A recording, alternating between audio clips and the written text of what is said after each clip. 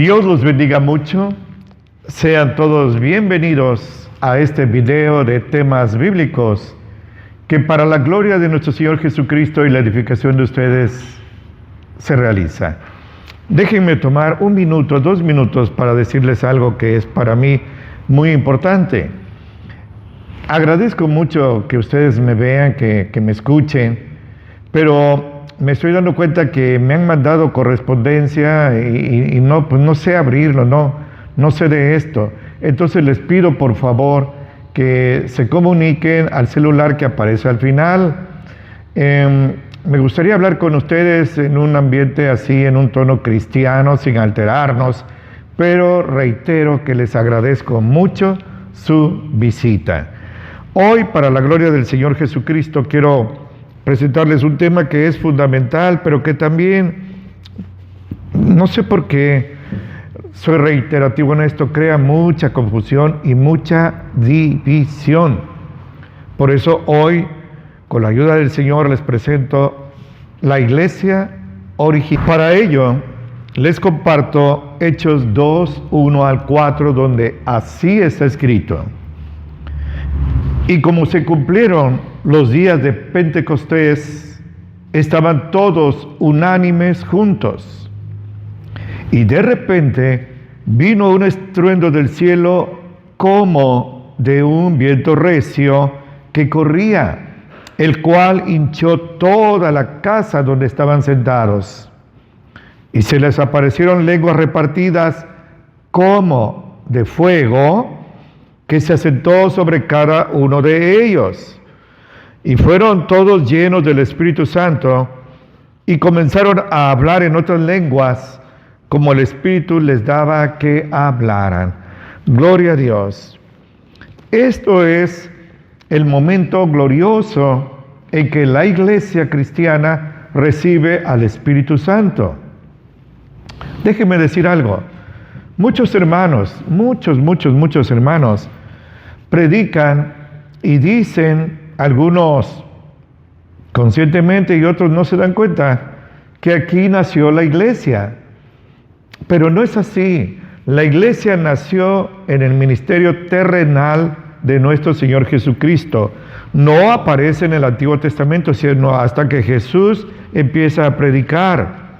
En Mateo capítulo 16, cuando el Señor habla de cómo hay que tratar al hermano pecador, dice al final, es 18, discúlpeme, dice, si no oye a los testigos y a ti, dilo a la iglesia, versículo 17, y si no oye a la iglesia, ténganlo por étnico y publicano. Esto quiere decir que lo expulsaran. Este es un caso de excomunión. El Señor Jesucristo en Mateo 16 profetiza y dice que sobre esta piedra, que era Él, no era Pedro, era Él, edificaría su iglesia y las puertas del infierno no prevalecerían contra ella. Esa iglesia la empezó a ganar el Señor en sus 3 años y medio casi. Empezó a llamar gente, aceptaron a Él, su palabra, se convirtieron a Él, se hicieron cristianos, pero recibieron el Espíritu Santo hasta Hechos 2, que le acabo de compartir. Déjeme decir algo, miren, me convertí en el 79. Y por ahí del 82, 83, se empezó a oír de una iglesia que estaba en Ciudad Juárez, Vino Nuevo se llamaba. Todas las iglesias querían ser como ella. Después surgió otra iglesia en el distrito que se llamaba Calacoaya, así se llamaba, Calacoaya, alguna colonia, no sé. Todas querían ser como esa. De Guatemala nos vino un movimiento de la iglesia Hermón o Hebrón. Todos querían ser como esa iglesia. Esa iglesia, cada una de esas 3 que les mencioné, eran el modelo por el cual la gente suspiraba a ser iguales. Hermano y hermana, esta es la iglesia modelo. Yo le llamo la iglesia original, no perfecta porque estaba compuesta por humanos imperfectos, pero esta es la iglesia a la cual debemos apuntar para ser semejantes a ella. Al ratito, conforme usted me escuche, va a entender por qué digo esto. Pero dicho sea de paso, rechazo rotundamente, y esto es algo que todo el mundo lo dice, que se le llame la iglesia primitiva. Vaya, hasta me molesta ese adjetivo. No era primitiva. La idea de primitiva se entiende algo imperfecto, algo que está en desarrollo, algo que es incipiente. Pero esta iglesia nació completa, nació llena del Señor. No es una iglesia que fue poco a poco evolucionando, por eso no es primitiva. Prefiero los términos modelo o también original. No perfecta, pero tampoco primitiva. Entonces, sobre esto, hay 4 elementos que esta iglesia original tenía y que quisiera compartirle en lo que el tiempo me permita. Estos 4 ingredientes fueron la clave de la grandeza de esta iglesia. Mire usted, el Señor, cuando vino el Espíritu Santo el día de Pentecostés, 50 días después de la Pascua, fueron llenos del Espíritu Santo y Pedro predicó, y así en una sola tarde se convirtieron 3,000 personas. Esta iglesia fue la mejor que ha existido, lo digo así, dejemos de pensar en otras iglesias. Esta fue la mejor, y le voy a decir por qué. Primera razón, los apóstoles estaban vivos. Imagínense tener un culto donde estuviera ahí Bartolomé, donde estuviera Tomás, donde estuviera Mateo, Pedro. Imagínense. En esta iglesia se hicieron milagros como nunca se han repetido. Reprensión de demonios, sanidades, resurrección de muertos. Al grado que la sola sombra de Pedro, el apóstol, sanaba a los enfermos. Imagínense. Los sudarios, los pañuelos de Pablo, sanaban a los enfermos. Eso no se ha repetido. En esta iglesia, por cierto, se escribió todo el Nuevo Testamento. Vea usted si no era una iglesia muy especial. En esta iglesia, caracterizada por la unanimidad y la santidad, el Señor se manifestó grandemente. Ahora, estos 4 puntos característicos de esta iglesia, que eso sí debemos de ponerles mucha atención, por lo que yo le pido que me escuche con su corazón, no con sus tímpanos, aparecen en el versículo 42 de Hechos capítulo 2. Le comparto textualmente. Así está escrito. Y perseveraban, ¿quiénes? Los 120 iniciales más los 3,000 después, en la doctrina de los apóstoles, en la comunión, en el partimiento del pan y en las oraciones. Ahí tiene usted.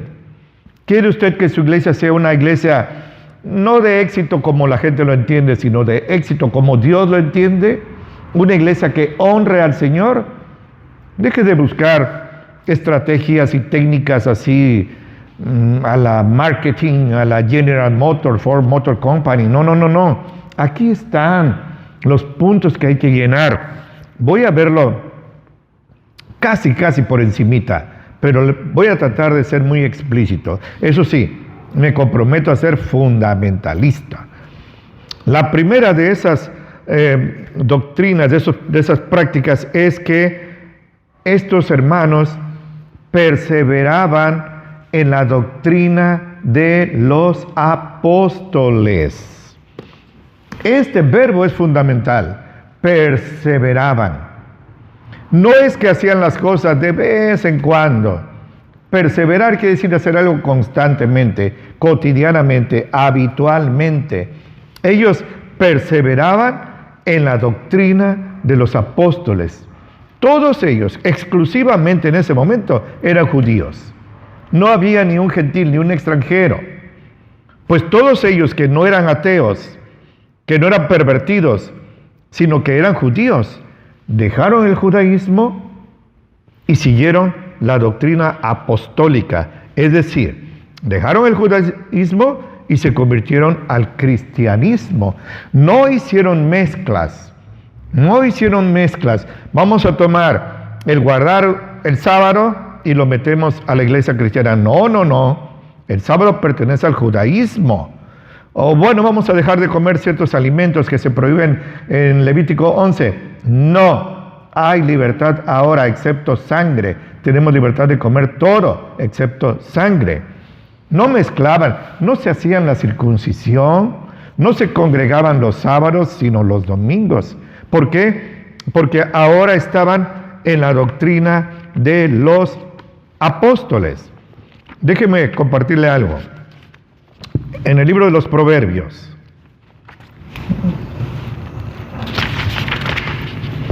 capítulo 19, versículo 27, así está escrito: cesa, hijo mío, de oír la enseñanza que induce a divagar de las razones de sabiduría.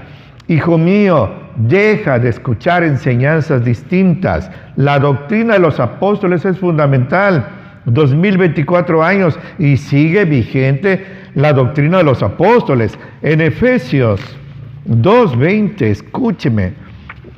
Yo sé que es mucho lo que tengo que decir y el tiempo es apremiante, pero en el versículo 22 de Efesios 2 así está escrito. 20. La iglesia cristiana está edificada sobre el fundamento de los apóstoles y los profetas, siendo la principal piedra del ángulo Jesucristo mismo, no el apóstol Pedro, sino Jesucristo. Pero la iglesia está fundada sobre la doctrina de los apóstoles. Mire usted, esto es muy doloroso lo que le voy a decir. La iglesia cristiana evangélica, desde hace unos 25 años, ha sido bombardeada, y esto viene del diablo, esto no tiene vuelta, por un sinfín de doctrinas que no son bíblicas, no son del Nuevo Testamento, que la iglesia no practicó por casi 19 siglos y medio. Pero iluminados y gente con nuevas revelaciones empezaron a introducir cosas como el vómito, el derrumbar a la gente con ponerle la mano en la frente, declarar cosas, cancelar maldiciones generacionales, hereditarias. Qué nombre tan elegante. Eso es brujería. Pablo y los apóstoles no hacían eso. Declarar tal cosa para que suceda, desatar bendiciones, desatar maldiciones, atar al demonio y echarlo a un lugar desértico. Eso no es una doctrina apostólica. La iglesia está llena ahora de nuevas revelaciones, nuevos sueños, nuevas profecías, nuevas visiones. Pero el Señor amonesta severamente a aquel que le añada lo que Él ya reveló, con añadirle las plagas que están descritas en este libro. Vea usted qué delicado. El canon bíblico se cerró en Apocalipsis 22-21 hace 19 siglos y Dios no va a dar ni una letra más. Usted debe saber que hay iglesias que dicen que están en todo el mundo, que tienen otros libros aparte de la Biblia, y a esos otros libros ellos le llaman palabra de Dios. El Señor los va a traer a juicio, porque esa no es la doctrina de los apóstoles. Estos hermanos perseveraban en la doctrina de los apóstoles. 1. 2.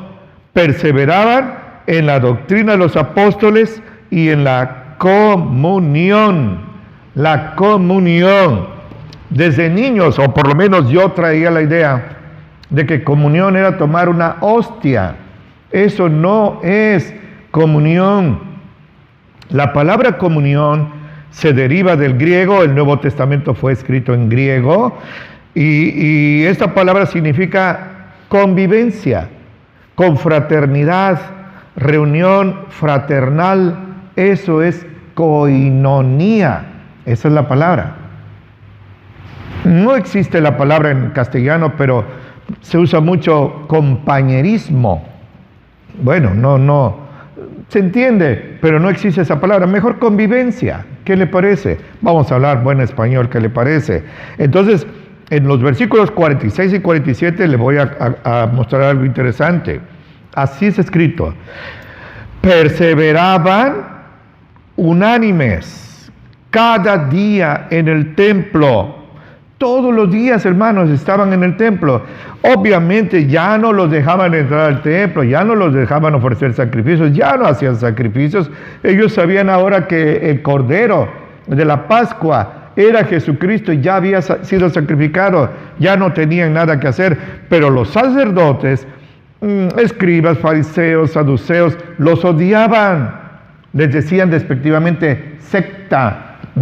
No les iban a permitir entrar al templo. Entonces ellos estaban alrededor, en los atrios, ahí se reunían como si ellos fueran clandestinos o apestados, pero eran los más dignos, hijos del Señor.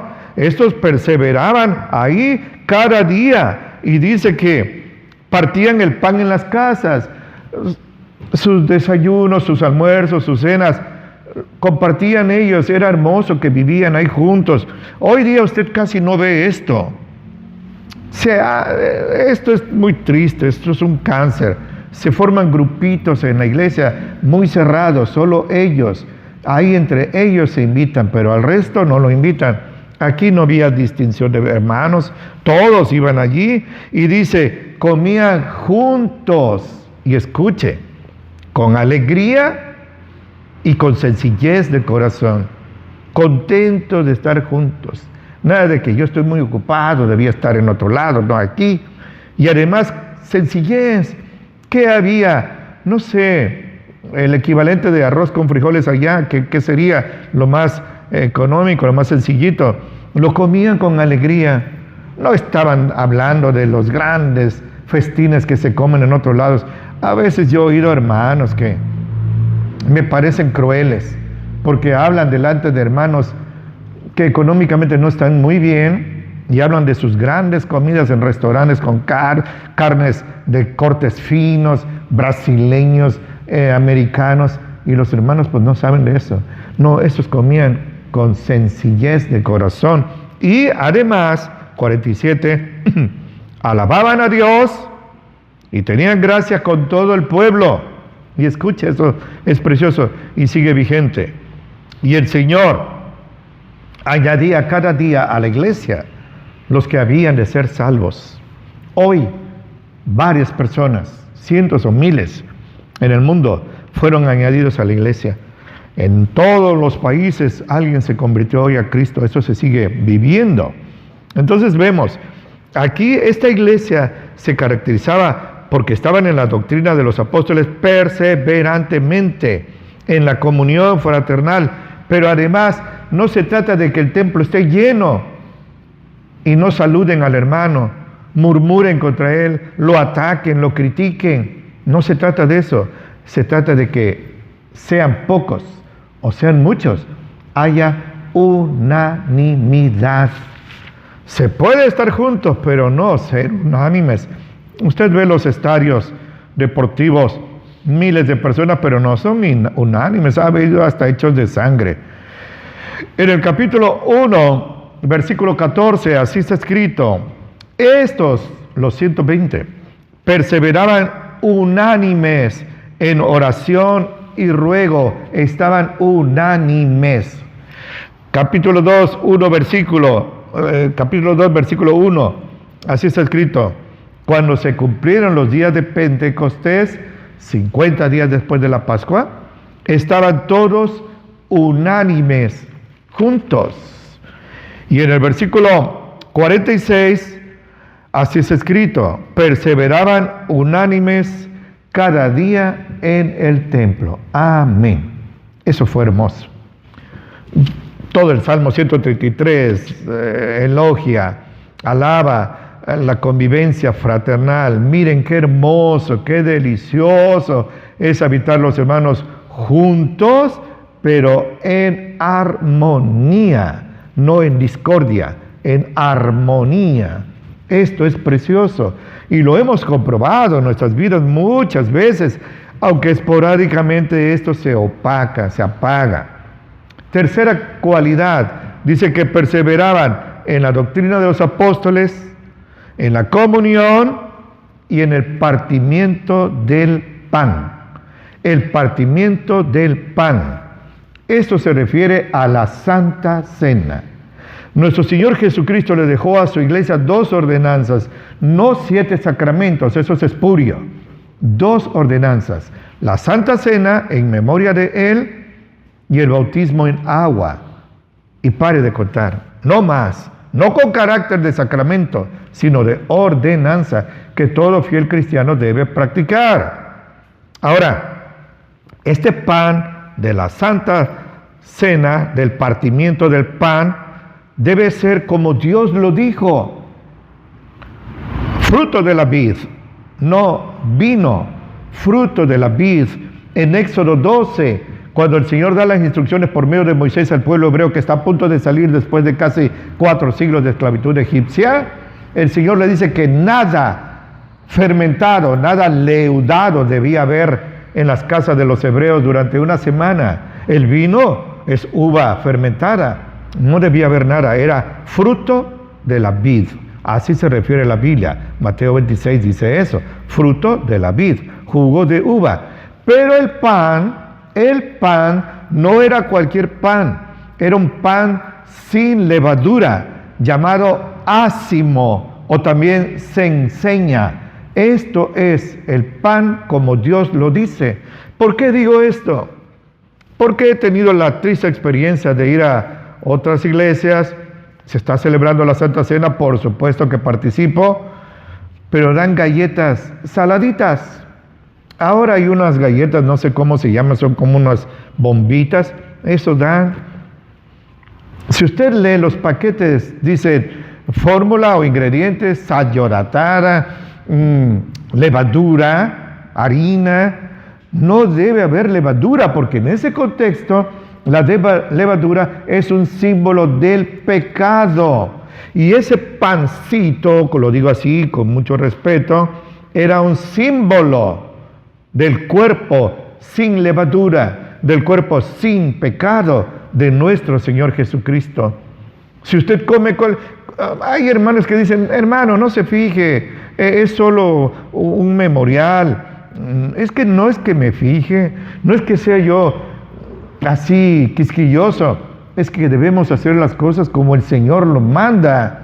En el 21-26 de Jueces, pues se resume toda la tragedia. Se lo voy a compartir, toda la tragedia de Israel en esa época, que era una época caracterizada por la apostasía. Y en un solo versículo, 21-25, así está escrito: en estos días no había rey en Israel, y escúcheme, cada quien hacía lo recto delante de sus ojos. Cada quien hacía lo que le parecía bien. Cada cabeza es un mundo. Lo que aquel haga, nosotros no lo compartimos, pero lo que nosotros hacemos, aquellos no lo comparten. Eso es un caos doctrinal.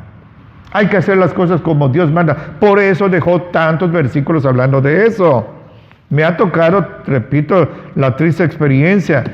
En lugar de frutos de la vid, en lugar de jugo de uva, me tocó una, por supuesto que no participé allí. Era un refresco negro. Hermano, no se fije. Sí, debemos de fijarnos. El Señor nos está llamando a ser muy cuidadosos con esto. Pero le digo algo más. Siglos después de haber nacido la iglesia cristiana y recibido el Espíritu Santo, surgió una doctrina diabólica de la transubstanciación que la ICR cree.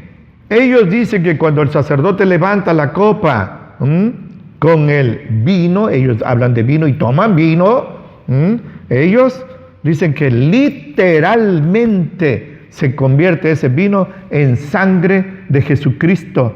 Y cuando levanta la copa donde están las hostias, esas galletitas, esas rueditas, se convierten literalmente en la carne de nuestro Señor Jesucristo. Eso es una herejía. La iglesia no creía eso. El Señor les dijo: tomen, esto es mi carne. Él estaba dando pan en esa noche de su última cena y su primera santa cena, su última Pascua y su primera santa cena. Pero ellos veían que el cuerpo del Señor estaba aquí. Lo que les ofrecía era un pan simbólico de su cuerpo. Cada vez que celebramos la Santa Cena, estamos tomando el cuerpo y la sangre del Señor Jesucristo en sentido espiritual, simbólico. Y le digo algo más. La Santa Cena, el partimiento del pan, era algo en lo que esta iglesia modelo perseveraba. Lo hacían constantemente, hermanos. Estos, así como perseveraban en la comunión, en estar juntos, no nada más cada día de fiesta, cada Navidad, cada boda. Estos perseveraban, celebraban continuamente la Santa Cena en memoria del Señor Jesucristo. He estado en iglesias, he preguntado, hermanos, ¿cada cuánto tiempo celebran ustedes la Santa Cena? Uno me dijo: hermano, yo tengo aquí 3 años y nunca se ha celebrado la Santa Cena. Esto no debe ser así. Si queremos tener como modelo a esta iglesia original, vamos a imitarla. Ellos perseveraban en la celebración de la Santa Cena.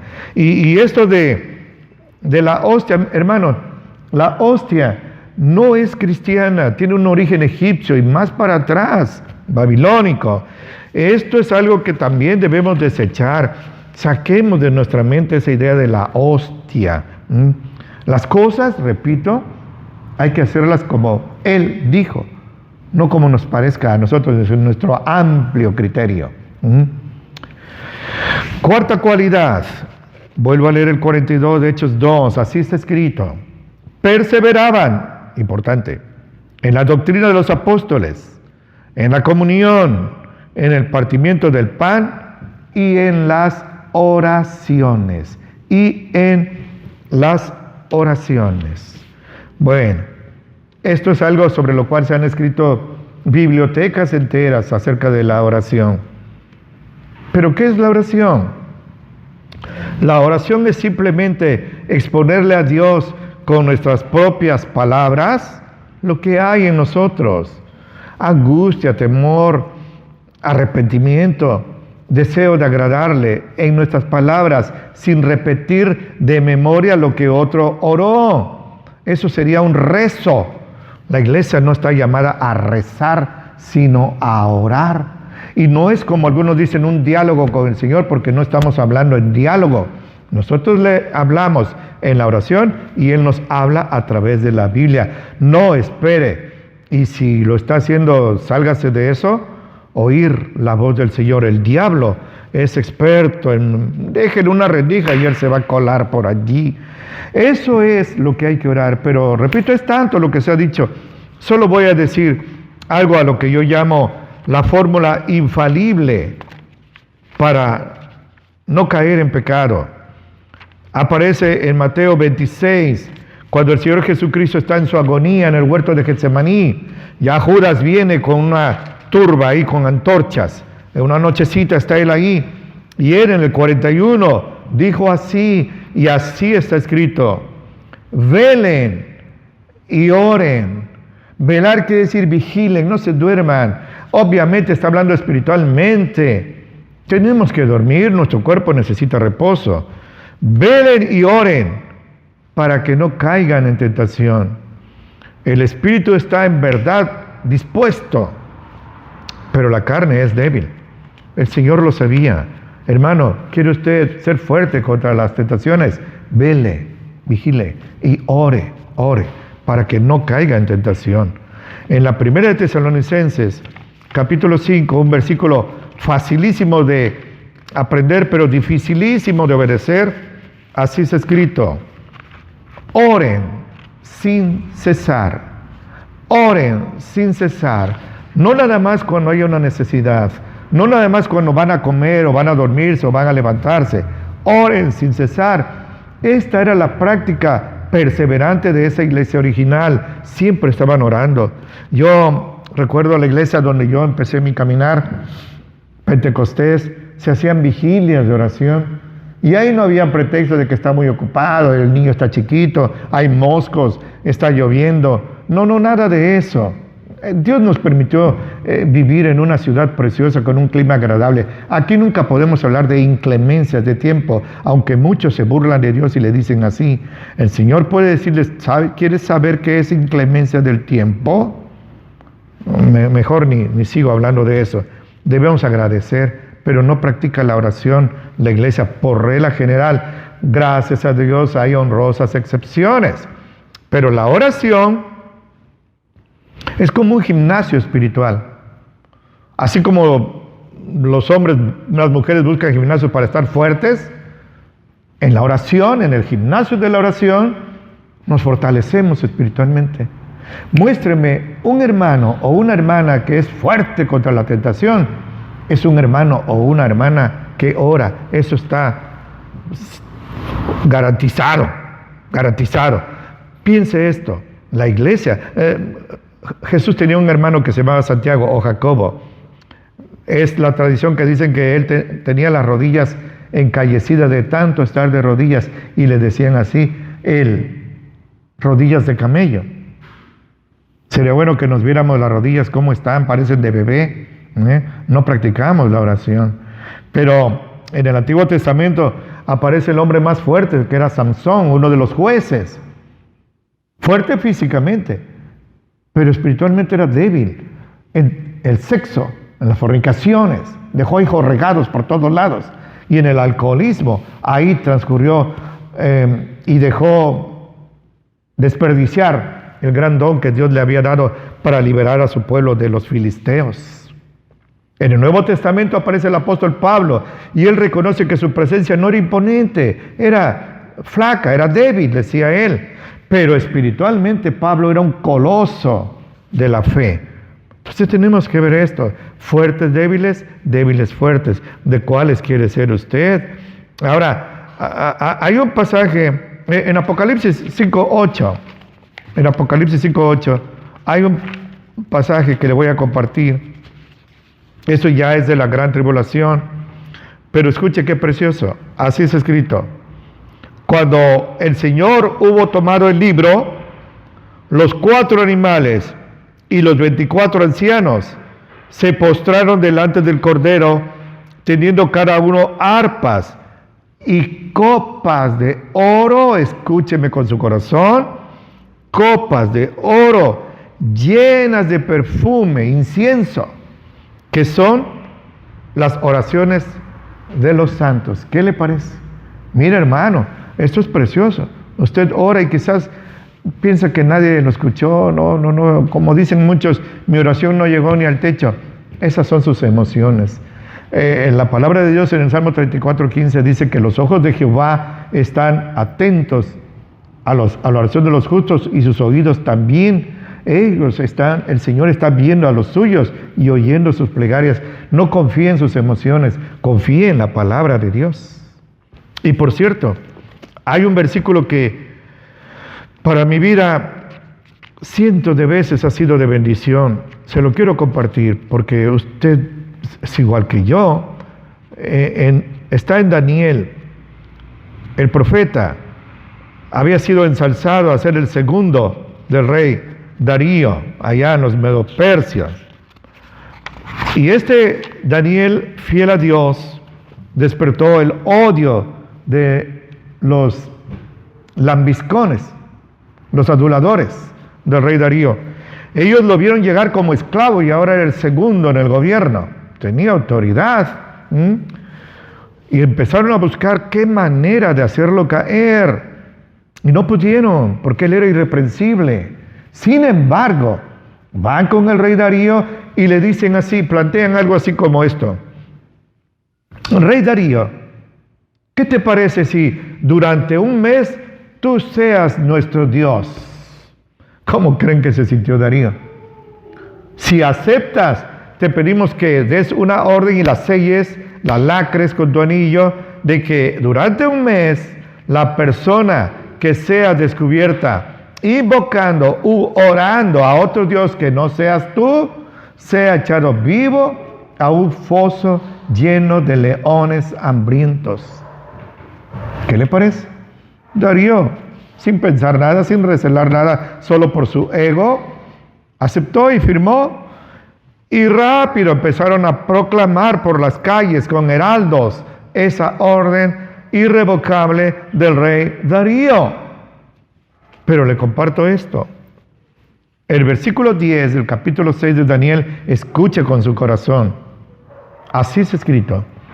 Y Daniel, cuando supo que la escritura estaba firmada, el edicto, escúcheme, se metió en su casa y abiertas las ventanas de su cámara, de su cuarto, hacia Jerusalén, el pacto salomónico, se hincaba de rodillas 3 veces al día y oraba y confesaba delante de su Dios, y escúcheme con su corazón, como lo solía hacer antes.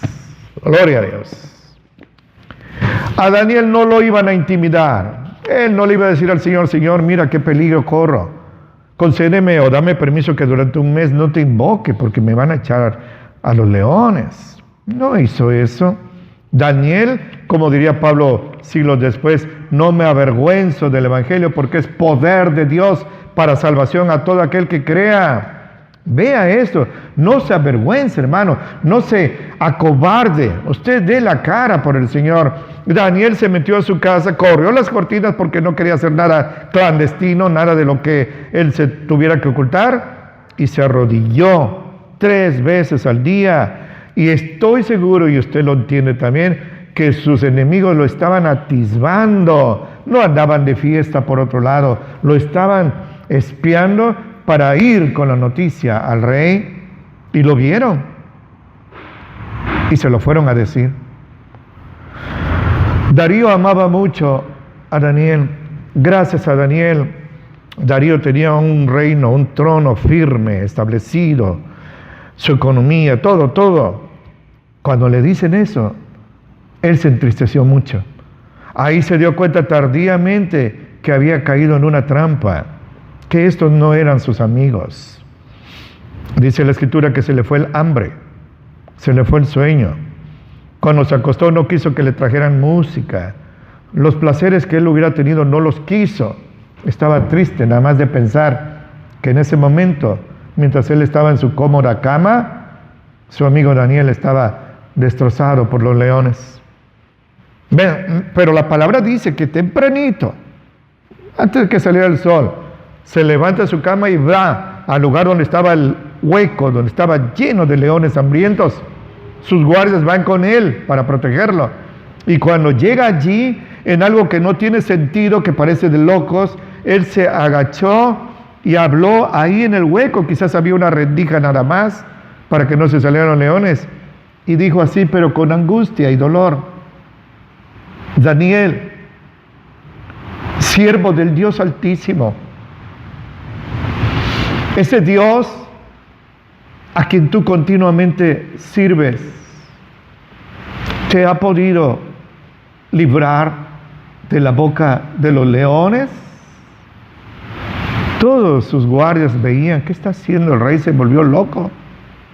Y en medio del silencio, en medio de la penumbra, se oye una voz serena, tranquila, que dice así: Rey Darío, vive para siempre. Mi Dios envió su ángel que le cerrara la boca a los leones, porque delante de él y delante de ti yo no he hecho nada de lo que me pueda o tenga que arrepentir. ¿Pueden imaginarse? Déjenme decir algo, aleluya por miles. ¿Pueden imaginarse el efecto que en Darío provocó esto? rápido ordena que saquen a su amigo, su fiel colaborador, y manda echar a los acusadores y a sus familias. Y dice la Escritura que todavía no caían al fondo y ya los leones los habían despedazado.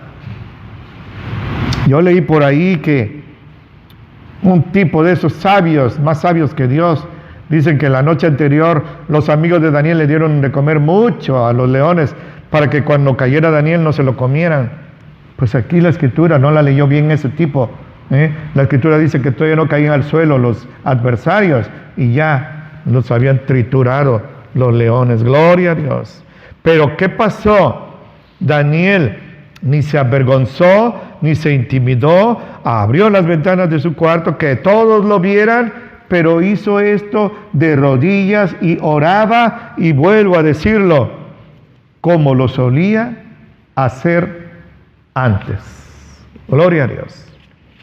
No es que Daniel empezó a orar a partir de este edicto. El día anterior Daniel lo hizo. El día posterior Daniel lo hizo. Estaba acostumbrado, esa era su práctica diaria. Daniel era un varón de Dios que siempre estaba en el gimnasio de la oración. Por eso mire hasta dónde llegó, bajo Nabucodonosor, bajo Belsasar, bajo Ciro, bajo Darío. Daniel, muéstreme, hermano, lo digo otra vez, muéstreme un cristiano fuerte contra las tentaciones. Una cristiana fuerte contra las tentaciones es un hermano o una hermana que está orando. Muéstrame un hermano que está dando tumbos, una hermana que va de tentación en tentación, de pecado en pecado. Está descuidando su oración. Bueno, para mí esto es un deleite, hermano, es un placer muy grande, un privilegio, siempre lo digo, servirle al Señor, y un gusto muy grande servirle a usted. Pero esto de practicar perseverantemente la doctrina de los apóstoles, no nuevas doctrinas, la doctrina de los apóstoles, la convivencia, la comunión, el partimiento del pan o santa cena y las oraciones, trajo un resultado precioso que debiera ser nuestra meta, nuestro anhelo. En Hechos 2, versículos 46 y 47, así está escrito: perseveraban unánimes cada día en el templo, y partían el pan en las casas, y comían juntos con alegría y con sencillez de corazón, alabando a Dios y teniendo gracia con todo el pueblo. Y el Señor añadía cada día a la iglesia los que habían de ser salvos. Aleluya. Ese fue el efecto, ese fue el resultado, al grado que sin micrófonos, sin internet, sin imprentas para dar folletos, llenaron toda Jerusalén con la palabra de Dios en unos cuantos meses. Confieso avergonzado, en Coatzacoalcos el Evangelio tiene más de 100 años, y mire usted cómo está Coatzacoalcos, y así seguro está la ciudad donde usted vive. Eso es algo que es una bofetada en nuestro rostro, nos debería dar vergüenza. Ahora, yo me voy a despedir por hoy diciéndole algo, y no me conteste, pero contéstese usted con el corazón. Mi hermano y hermana, ¿cómo está su iglesia? Donde usted se congregue, en su iglesia cristiana, ¿cómo está? ¿Persevera en la doctrina de los apóstoles? ¿En la comunión? ¿En el partimiento del pan?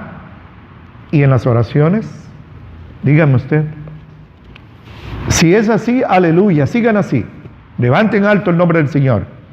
Si no es así, hermano, ahora es tiempo. Yo creo que para eso me permitió el Señor comunicarles esto y a usted escucharlo. Pablo decía que tenía 2 hijos espirituales, Timoteo y Tito. Y a Tito, su verdadero hijo en la fe, en la carta que le envía, capítulo 1, versículos 4 y 5, le dice así: Tito, yo te dejé en Creta como pastor, escúcheme, para que corrijas lo deficiente, para que todo aquello que está mal delante del Señor, tú lo corrijas con el respaldo divino. Mi hermano y hermana, es mi oración que usted también adopte esa misión de Tito y corrija lo deficiente en la congregación donde usted adora al Señor. Así, viéndolo a los ojos, le estrecho fuertemente la mano. Le ruego, como siempre, que ore por mí, que no sea dique, que no sea obstáculo, no sea una barrera. Comparta esto con personas que yo no conozco ni conoceré aquí en la tierra, pero que están cerca de usted. Manténgase acurrucadito al abrigo del Altísimo para que more bajo la sombra del Omnipotente. Y también le pido que ore por mí, que se comunique. Ahí van a aparecer los datos enseguida. Y como siempre, yo le ruego al Señor que atalaye entre usted y yo, ahora que nos vamos a separar. Y como siempre, le imploro que lo bendiga mucho en Cristo Jesús.